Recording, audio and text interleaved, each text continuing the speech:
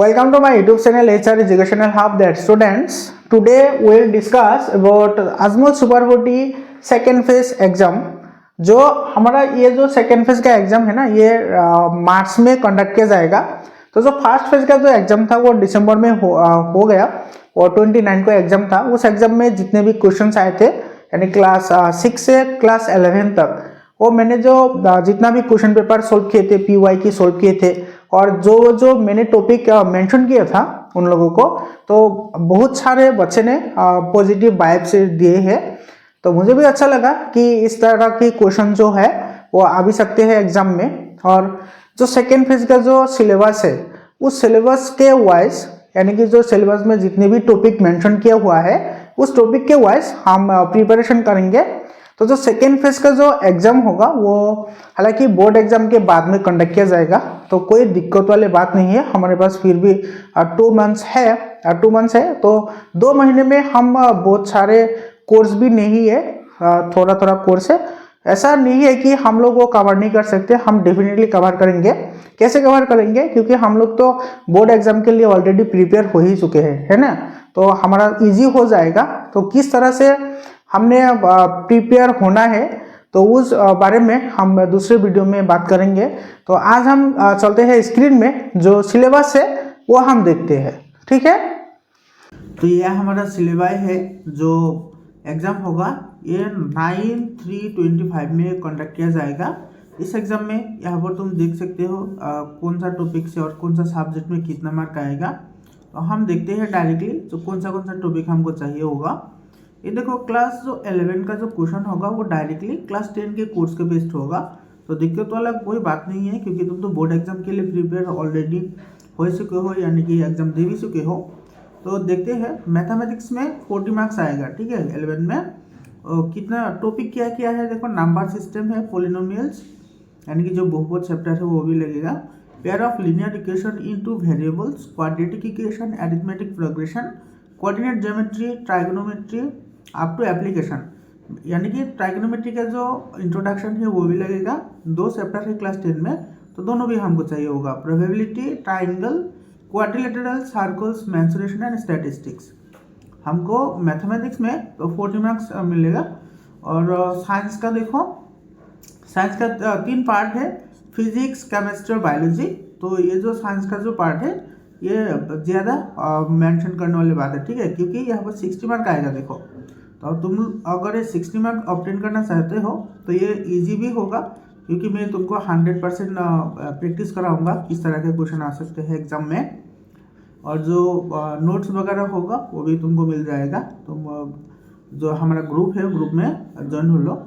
पहले मैं तो तुम लोगों से माफ़ी मांगना चाहूँगा कि मेरा जो हिंदी है ना वो बहुत ज़्यादा वीक है, तो तुम लोग थोड़ा एडजस्ट कर लेना लैंग्वेज। पहले देखो फिजिक्स में क्या क्या लगेगा, light and reflection and refraction, electricity, magnetic effects of electric current, human I, colourful world and source of energy. ये हो गया हमारा फिजिक्स पार्ट, ठीक है।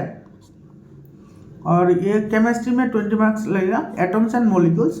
ये देखो जो एटम्स एंड मॉलिक्यूल्स है ना ये बेसिकली जो तुम्हारा जो क्लास 9 में तुमने पढ़ा था ना वो उस टाइप ऑफ क्वेश्चन आ सकते हैं यहाँ पर, ठीक है। Structure of atom, reaction and equations, acid, basis and salts, metal and non metals, carbon and its compound, periodic classification of elements यानी कि इन टॉपिक को हम लोग कवर करना है वो केमिस्ट्री का।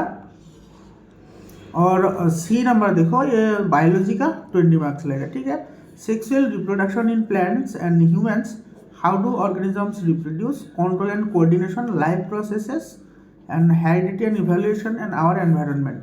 तो बायोलॉजी का ये पार्ट हो गया। तो यहाँ पर देखो ये जो आवर एनवायरनमेंट है ये EVS का पार्ट भी है। और इंग्लिश में क्या क्या लगेगा, यहाँ पर 20 मार्क्स है इंग्लिश का। टेंस है, voice, vocabulary, error correction, preposition and tag question, article, determinants and parts of speech. और जो मेंटल एबिलिटी का जो होगा वो 30 मार्क्स का होगा। 30 मार्क्स में तुमको क्या क्या देखना है देखो, logical and reasoning, statement and conclusions, arguments and assumptions, इसके बाद सिलोजिज्म है ना, syllogism, number series and patterns. Mathematical reasoning में क्या क्या लगेगा, number and operations, algebraic expression and equation, geometry, mensuration, data analysis and interpretation, और जो नॉन वर्बल रीजनिंग होगा, नॉन वर्बल वो विजुअल होगा, ठीक है, visual puzzling patterns, mirror images and reflections, cubes and dice, paper folding and cutting. और जो verbal reasoning होगा वो एनालॉजी एंड रिलेशनशिप में क्वेश्चन आएगा, word formation and patterns, coding and decoding, classification and categorisation. Critical thinking में क्या क्या आएगा, identifying bias and assumptions, evaluation arguments and evidences, making inference and drawing conclusions, resolving moral and ethical dilemmas. Dear students, तो ये हमारा जो class 11 का syllabus था। और अभी देखते हो जो क्लास 9 के लिए जो सिलेबस है, ये देखो, ये 9 का सिलेबस कम्प्लीटली क्या होगा, ये 8 के कोर्स के ऊपर होगा। ये पहले भी हम तुमको बताया है। मैथमेटिक्स में 40 मार्क्स आएगा, ठीक है, मैथमेटिक्स में 40।